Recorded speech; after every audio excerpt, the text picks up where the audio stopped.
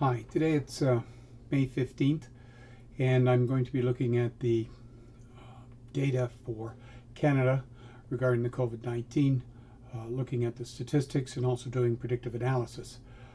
Today, or actually it was yesterday, the provincial government kind of said it was okay for everybody to go out, and all the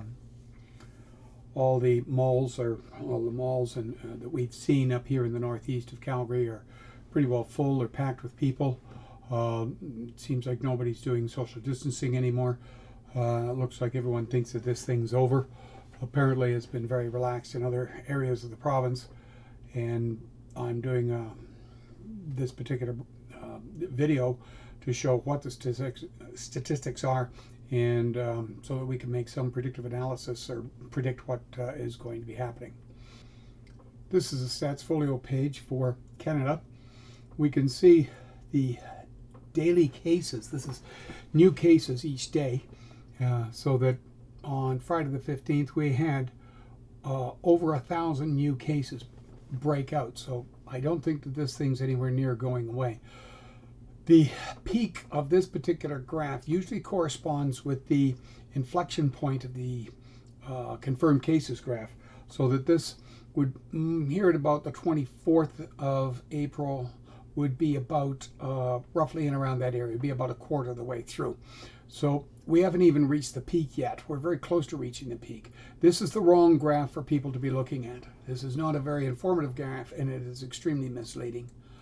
The graph that we should be looking at, looking below, and this is Stats Folio, by the way, statsfolio.com, are these graphs here, with confirmed cases being the upper one, active cases being this light blue one.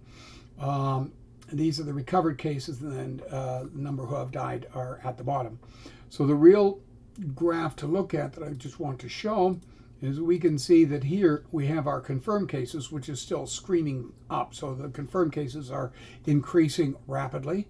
Our active cases, which I also want to put in, and this I am saying is the graph you have to look at. This is the real graph because it will go up and then it will die down the other end. So we're not really at the peak yet, and I think we're not going to be at the peak for until about a week where we are. So right now what's happening is everyone is relaxing restrictions right at the very peak of this epidemic in Canada. There are some places that have gotten ahead, such as Newfoundland, and I think New Brunswick's doing very well as well.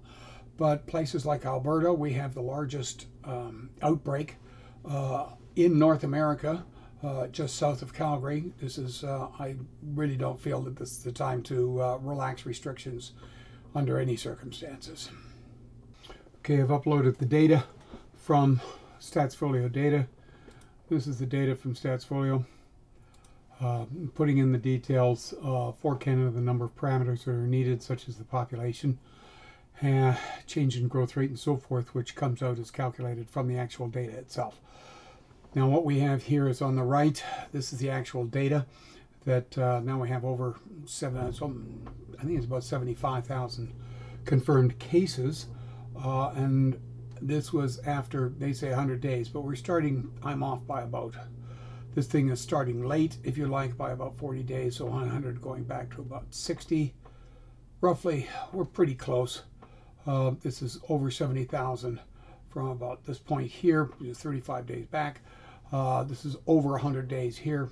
It's almost 120 days. This is 110 days actually, and this is at 79,000. So we've got a pretty good prediction of where we would be from confirmed cases from the total cases. So now that I have actual live data, I can take the predictive analysis and compare it to reality and what's actually happened. So with total cases and confirmed cases, we're very, very close. This is what the graph should look like in the end. We should go up with active cases, and then it'll peter off with a long tail. So it'll take a long tail while this happens. This is where we are. So this peak here is at about just under 35,000, and I've predicted that it's just under 35,000. That's where we are. We're right at the top of this particular piece. This is the active cases. We've got the most sick people now that we've ever had. So this is the absolute worst time to be letting people go or to be ending the quarantine. This graph should turn, I think, in about, I don't know, in about 5 days. This will start to show that this is going down. Deaths seem to match. We're at between, let's call that 5,500 deaths. We're 5,500 deaths. We would be back about 20 days from that. Yeah, that's about right. 60 from there, 40 from there. So we're about 20 days back. So this, I would say that this has predicted it. And we should end up, if we're lucky, about 12 to 15,000 deaths in Canada by the time this thing is over. The reason this is not responding very well, or the country of Canada is not responding very well, is because of this number. This is what I call the education rate or the cooperation rate. And this is a measure of how the population is actually responding to reduce the growth rates. The growth rate started at about 70% a day. It is only reduced about 5% a day from there in comparison to what the growth rate was. So this is not dying fast enough.